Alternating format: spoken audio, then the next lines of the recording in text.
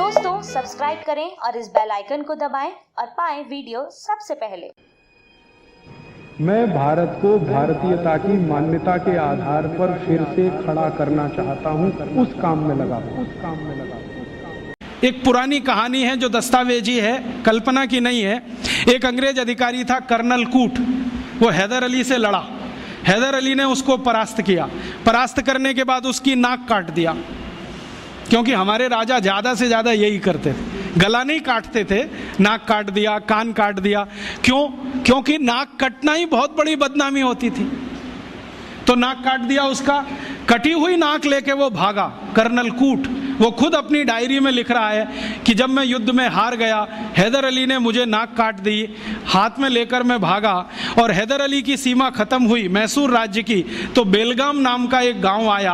वहां पर एक वैद्य ने मेरी सर्जरी की, 21 दिन मुझे अपने घर में रखा, सर्जरी करके लेपन लगाया, मेरी नाक जोड़ दिया। और आज मैं पार्लियामेंट के सामने कह रहा हूं कि भारत के वैद्यों को इतना ज्ञान है, वो ये सब कर सकते हैं। इसलिए हमें भारत में अपने लोगों को भेजकर ये विद्या सीखनी चाहिए। ये उसका भाषण है हाउस ऑफ कॉमन्स। तो कर्नल कूट के इस भाषण को सुनने के बाद अंग्रेजी सरकार ने तय किया, चलो कुछ लोगों को भेजो। तो अंग्रेज आए, उन्होंने यहाँ सर्जरी सीखना शुरू किया। और जो अंग्रेजों ने सर्जरी सीखा है वो लिख रहे हैं कि जो जातियां भारत में सर्जरी में मास्टर थी वो सब नाई थे। नाई समझते हैं? बाल काटने वाले। ये सब सर्जन थे 200 साल पहले। हाँ, सब सर्जन थे 200 साल। अब जरा सोचो कि नाई अगर सर्जन रहे हों तो वो पिछड़ी जाति कैसे हुई? अंग्रेजों ने उनको 1881 के सर्वे में पिछड़ी जाति घोषित किया। उसके पहले इस देश में नाई कभी भी पिछड़ी जाति में नहीं थे। 1881 में सेंसस हुआ सबसे पहला, और आज तक वो चल रहा है, हर 10 साल में होता है जनसंख्या का गणना। अंग्रेजों ने पहली गणना में नाइयों को पिछड़ा वर्ग में डाल दिया। और एक अंग्रेज कहता है कि ये अच्छा ही है, क्योंकि ये विद्या में इतने ऊंचे हैं, अगर इनको नीचे नहीं लाओगे ये गुलामी कभी स्वीकार नहीं करेंगे। और आज हमारी सरकार भी उनको पिछड़ा ही कहती है। उनके हाथ में इतना हुनर है, उंगलियों में इतनी फ्लेक्सिबिलिटी है। वो आप देखते हैं ना, बाल काटते समय वो गर्दन भी काट सकते हैं, सोचो ना। और इतनी सफाई से उस तरह चलाते हैं, उस तरह से वो किसी ट्यूमर को भी काट के निकाल सकते हैं। ये सब बहुत बड़े सर्जन रहे।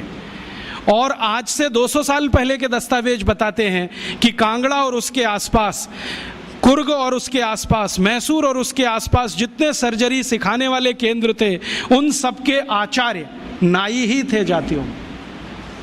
ये सब सर्जन थे। और इन्होंने जो सर्जरी सिखाई है वो हिंदुस्तान के गांव-गांव फैलाई। फिर अंग्रेजों ने क्या किया, ये जो सर्जरी सिखाने वाले केंद्र थे, इन सबको गैर कानूनी घोषित कर दिया।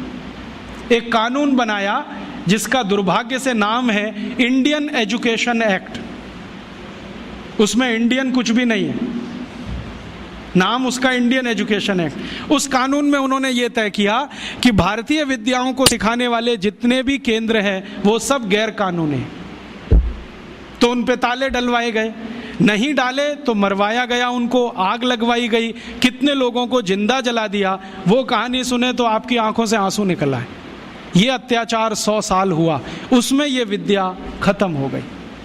और फिर बेईमान अंग्रेजों ने क्या किया कि यहां से सर्जरी सीखा और उनके अपने रिकॉर्ड्स में वो सब है। हिंदुस्तान को ये बताया कि देखो हम तुम्हें वापस सिखा रहे हैं।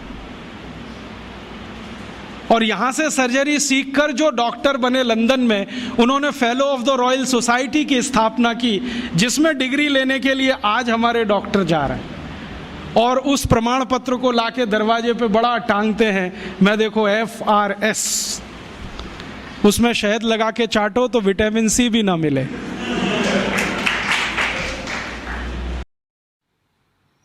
दोस्तों सबसे पहले तो चैनल सब्सक्राइब करें, फिर लाइक, कमेंट और शेयर करें। और हाँ, हमारा एंड्रॉयड ऐप डाउनलोड करना ना भूलें।